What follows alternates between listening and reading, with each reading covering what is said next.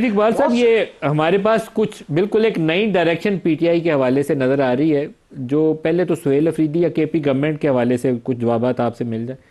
کیا یہ ایک نئی اپروچ ہے؟ مفاہمت اچھی چیز ہے، سیاست میں دروازہ ہمیشہ کھلا رکھنا چاہیے. کبھی ٹکراؤ، پرماننٹلی سیاست میں ٹکراؤ ایک راستہ نہیں ہوتا، ایک ٹیمپریری فیز کے اندر آپ اس کو اپنا سکتے ہیں، مستقل نہیں اپنا سکتے. تو کیا یہ کے پی گورنمنٹ کی جو تبدیلی ہے ہوا کی، یہ کوئی ایک پارٹی کی نئی پالیسی ہے؟ جی شکریہ ندیم ملک صاحب کے بالآخر شمع محفل میرے پاس آ گئی ہے. ایک تو تھوڑی سی میں ایک آبزرویشن دینا چاہ رہا ہوں آپ کے سوال کا جواب دینے سے پہلے، کہ ایک مجھے پچھلے 8-10 سال میں یاد ہے کہ ایک شو میں دو نمائندے جن کو پی ٹی آئی کا ترجمان قرار دیا جا رہا ہے، وہ ایک ہی دفعہ ہوا ہے پہلے، جو کہ حادثاتی تھا،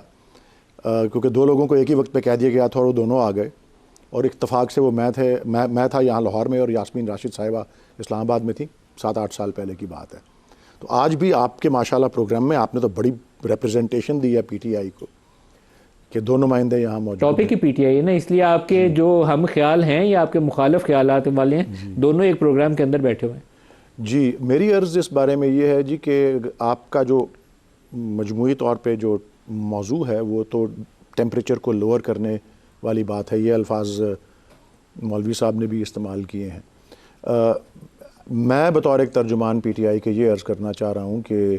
ٹیمپریچر کو لوور کرنے کا پہلا قدم جو ہے وہ، باقی سب چیزیں تو ضمنی باتیں ہیں کہ اگر کسی نے کوئی ایک قدم لے لیا یا کوئی ایک آئسولیٹڈ انسیڈنٹ ہوا تو ہوا. میں پارٹی پالیسی جو میں جانتا ہوں بطور ایک ترجمان کے، اس میں سب سے اولین بات جو ہے وہ عمران خان صاحب تک رسائی ہے، اور 865 دن ان کو قید میں اب ہو گئے ہیں، اور آف کورس ناجائز قید جو ہم سمجھتے ہیں،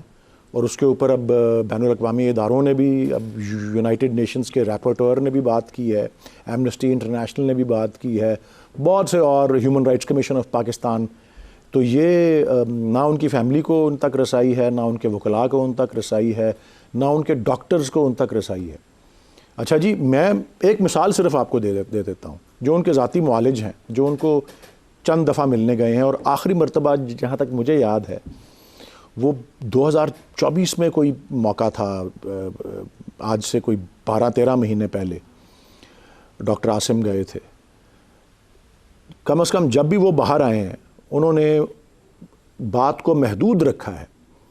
ان کی صحت کے بارے میں، خان صاحب کی، اور اگر کچھ اور بات انہوں نے کی ہے تو انہوں نے، جہاں تک مجھے یاد ہے، اور مجھے 2-4 دن پہلے وہ ملاقات بھی اتفاقاً مجھے لاہور میں کیونکہ ہوتے ہیں ان سے ہوئی، تو انہوں نے اس بات کی تائید کی جو وہ کہہ چکے ہیں اپنی ریکارڈنگز میں، جو بعد میں ویڈیوز ریکارڈ کرتے رہے ہیں. انہوں نے تعریف کی اڈیالہ جیل کی انتظامیہ کی، کہ انہوں نے جس طرح سے رسائی دی، جس طرح سے، کیونکہ ڈاکٹر کو وہاں کوئی آپ کی ساتھ نہیں لے جا سکتے، جو ان کو ایکوپمنٹ چاہیے تھی، اسٹیتھوسکوپ اور بلڈ پریشر کی اور یہ اور وہ، تو انہوں نے صرف میڈیکل اس تک بات رکھی محدود، اپنے تجزیے میں جو باہر نکل کے انہوں نے بات کی.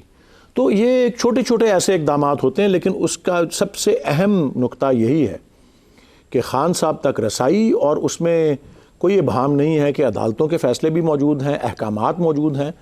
اور عدالتیں بھی خاموش تماشائی کی طرح بیٹھی ہوئی ہیں، اور ان پہ کوئی عمل درآمد نہیں ہو رہا، اور وہ بالکل مطلب ریاست جو ہے وہ